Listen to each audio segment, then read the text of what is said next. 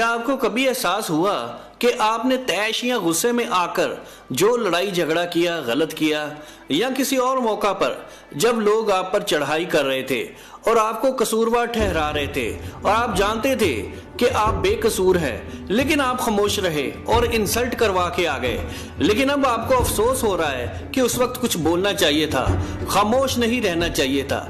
इसी तरह अगर आप जल्द खौफजदा हो जाते हैं, लोगों की कामयाबी से जेलस हो जाते हैं, फौरन गुस्से में आ जाते हैं, या कोई भी ऐसा बिहेवियर शो करते हैं जिसका बाद में आपको अफसोस होता है, तो आपको समझ लेना चाहिए कि आप इमोशनल इंटेलिजेंस की कमी का शिकार हैं। जब आप अपने इमोशंस पर कंट्रोल नहीं रख पाते तो आप अपना कामयाब जिंदगी के चांसेस कम कर देते हैं। देखा जाए तो इमोशनल इंटेलिजेंस ही कामयाब और नाकाम जिंदगी का फर्क है।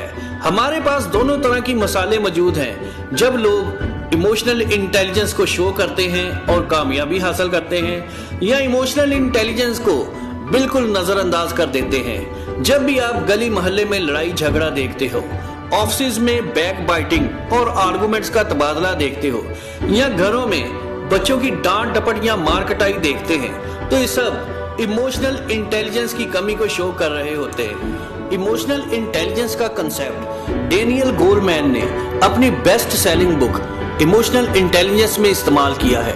डेनियल गोलमैन के मुताबिक इमोशनल इंटेलिजेंस आम इंटेलिजेंस यानी IQ से बहुत इंपॉर्टेंट है।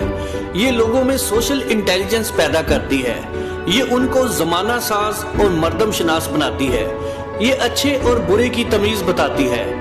इमोशनल इंटेलिजेंस का सादा मतलब ये है कि अपने आप को लोगों की जगह पर रखना, हालात को उनकी आंखों से देखना, वाकयात को उनके कानों से सुनना और उनके जज्बात को अपने दिल में महसूस करना और उनकी सोच को अपनी सोच में मद्देनजर रखना और फिर फैसला करना।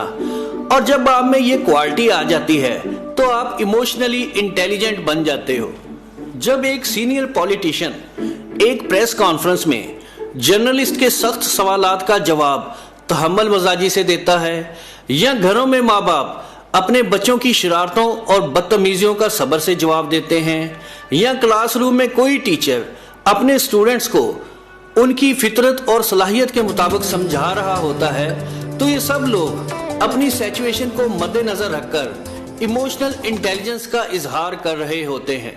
अब सवाल ये पैदा होता है कि इमोशनल इंटेलिजेंस अपने अंदर पैदा कैसे की जाए, और इसका सादा सा जवाब ये है कि सबसे पहले आप अपने आप को ऑटो पायलट से हटाएं। फौरन रिएक्शन देने से गुरेज करें, क्योंकि फौरन रिएक्शन देने से आपको बाद में अफसोस होता है। इसलिए बेहतर है कि आप रुक जाएं और अपने आप से सवाल करें कि इस वक्त मैं क्या फीलिंग महसूस कर रहा हूँ, कौन सी फीलिंग मुझ पे हावी है, कौन सा इमोशन मुझे कंट्रोल कर रहा है। क्या ये गुस्सा है, क्या ये कोई खौफ है, ये जेलसी है, ये नफरत है, दुख या परेशानी का कोई इमोशन। ये सब इमोशन नेगेटिव इमोशंस हैं, और ऐसे इमोशंस के असर के तहत आप जो भी फैसला करेंगे वो लॉजिकल नहीं होगा बल्कि इमोशनल होगा, और उसमें गलती का चांस बहुत ज्यादा होगा।